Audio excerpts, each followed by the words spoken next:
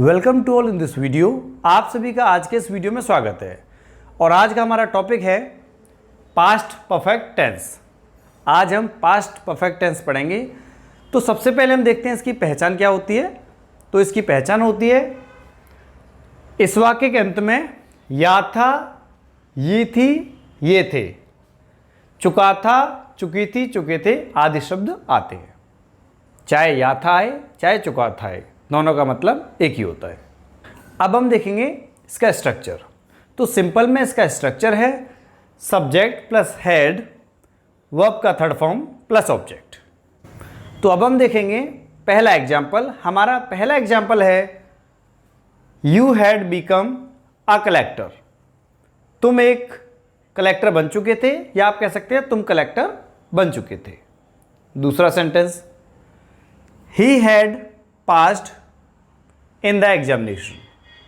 इसका अर्थ होता है वह परीक्षा में पास हो चुका था, या आप कह सकते हैं वह परीक्षा में पास हो गया था। He had passed in the examination. ये हो गया हमारा सिंपल। अब बात करते हैं नेगेटिव सेंटेंसेस की। तो फ्रेंड्स, जो नेगेटिव सेंटेंस होते हैं उसमें सिर्फ नॉट लगता है, बाकी सेम का सेम रहता है। तो देखते हैं स्ट्रक्चर। देखिए subject plus had, not, verb का थर्ड फॉर्म, फिर ऑब्जेक्ट, नॉट लग गया।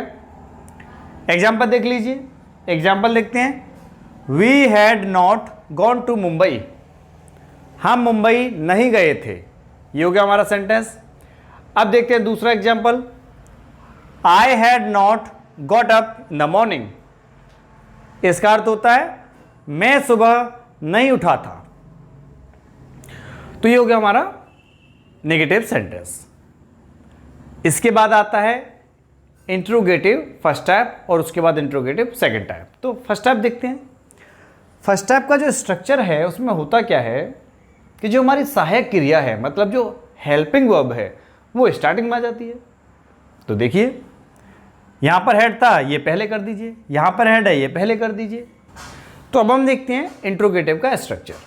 तो इसका स्ट्रक्चर है हेड प्लस सब्जेक्ट, वर्ब का थर्ड फॉर्म, फिर ऑब्जेक्ट और लास्ट में क्वेश्चन मार्क। ये हो गया हमारा स्ट्रक्चर। तो अब देखेंगे कुछ सेंटेंसेस कि इसमें सेंटेंसेस किस तरह से बनाए जाते हैं।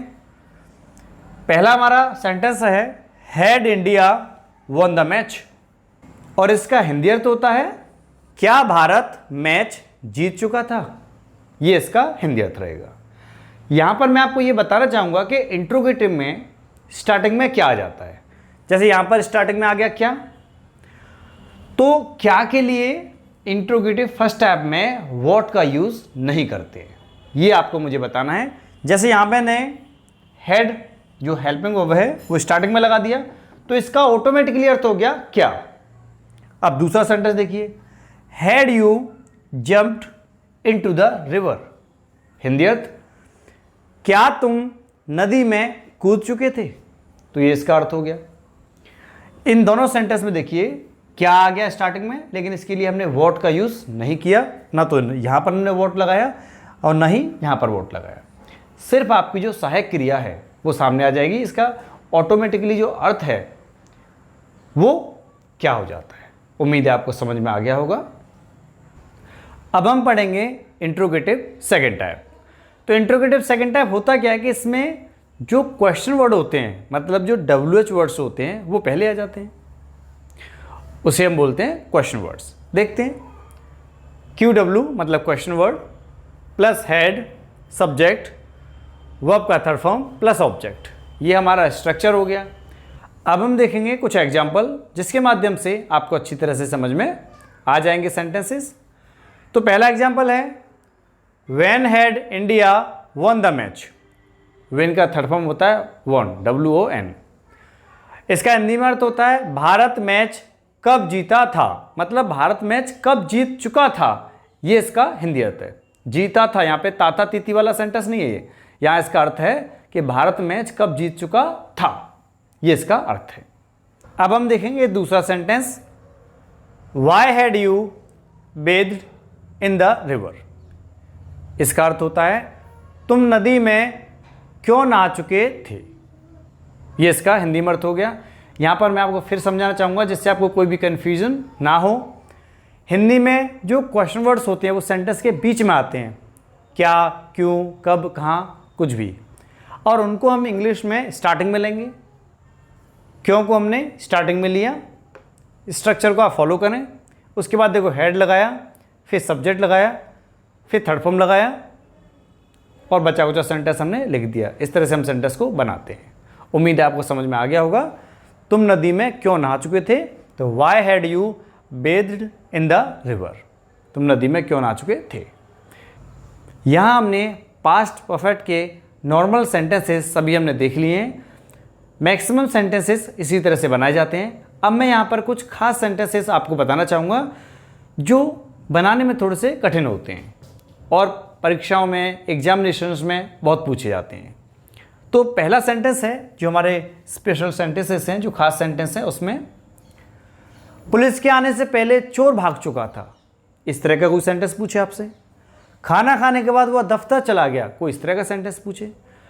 तो ये सेंटेंस कठिन क्यों हैं? इस सेंटेंस में दो पार्ट होते हैं, एक होता है पास्ट परफेक्ट का और दूसरा होता है पास्ट इंडेफिनिट का। और इन दोनों को समझना बहुत ज़रूरी है कि कब कौन सा पार्ट आएगा, और अगर हमें ये पता नहीं रहेगा तो हम इसे नहीं बना पाएंगे। तो यहाँ पर एक रूल है, वो रूल देखिए, उसके बाद मैं सेंटेंस आपको बताना चाहूँगा और तब आप इसको अच्छी तरह समझेंगे कि इसको बनाते कैसे हैं। अब हम देखते हैं रूल। इसके माध्यम से आपको अच्छी तरह समझ में आ जाएगा कि इस तरह के सेंटेंसेस को किस तरह से बनाया जाता है। तो इसमें एक रूल होता है, पहले समाप्त होने वाला कार्य और बाद में समाप्त होने वाला कार्य। इसका मतलब ये होता है कि अगर सेंटेंस में जो काम पहले होगा उसे हम पास्ट परफेक्ट टेंस में बनाएंगे। इसका स्ट्रक्चर सब्जेक्ट, हेड, वर्ब का थर्ड फॉर्म, ऑब्जेक्ट, जो ऑलरेडी हम पढ़ रहे हैं। और सेंटेंस में जो बाद में काम होगा उसे हम बनाएंगे पास्ट इंडेफिनिट टेंस में, जिसका स्ट्रक्चर होता है सब्जेक्ट, वर्ब का सेकंड फॉर्म प्लस ऑब्जेक्ट। उम्मीद है आपको समझ में आ गया होगा कि जिस सेंटेंस के अंदर जो काम पहले होगा उसे हम पास्ट परफेक्ट में बनाएंगे और जो काम बाद में होगा उसे हम पास्ट इंडेफिनिट में बनाएंगे। तो देखते हैं एग्जाम्पल। हमारा पहला एग्जाम्पल है, पुलिस के आने से पहले चोर भाग चुका था। अब आपको इस सेंटेंस में ये देखना है कि इसमें पहले काम कौन सा हुआ है। तो देखिए, पुलिस के आने से पहले मतलब पुलिस अभी आई नहीं है और चोर भाग भी गया, तो मतलब पहले कौन सा काम हुआ, चोर भागने का। तो जो चोर भागने वाला जो भाग है उसे हम बनाएंगे पास्ट परफेक्ट में। जैसे the thief had run away. देखिए, चोर भाग चुका था, the thief had run away. Before, police के आने से पहले, बिफोर पुलिस केम। ये हो गया हमारा पास्ट डेफिनेट और ये हो गया पास्ट परफेक्ट। उम्मीद है आपको अच्छी तरह समझ में आ गया होगा।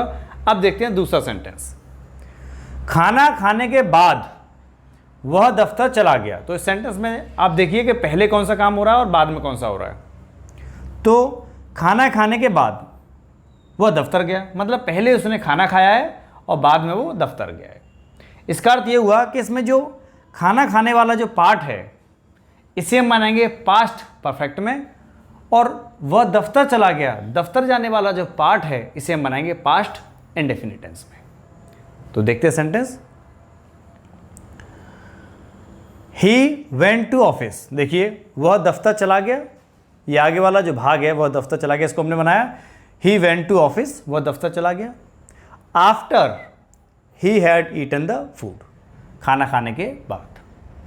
उम्मीद है आपको समझ में आ गया होगा। ये सेंटेंस मैंने पार्ट मतलब टुकड़े कर करके समझाया है। अब हम देखते हैं अगला सेंटेंस, स्कूल खुलने से पहले वह कोर्स पूरा कर चुका था। स्कूल खुलने से पहले वह कोर्स पूरा कर चुका था। तो इस सेंटेंस में कौन सा काम पहले हो रहा है, कौन सा बाद में हो रहा है, ये हम देखेंगे। स्कूल खुलने से पहले मतलब ये स्कूल खुले नहीं है और वह कोर्स पूरा कर चुका था, उसने कोर्स पहले कर लिया अपना पूरा। तो इसमें जो पहले काम हो रहा है वो कौन सा हो रहा है, ये वाला, वह कोर्स पूरा कर चुका था। तो इस सेंटेंस को हम बनाएंगे पास्ट परफेक्ट में।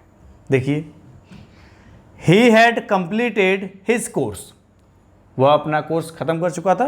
He had completed his course before the school opened, school, ये वाला सेंटेंस, स्कूल खुलने से पहले, बिफोर द स्कूल ओपनड, ये हो गया हमारा पास्ट इंडेफिनिट टेंस।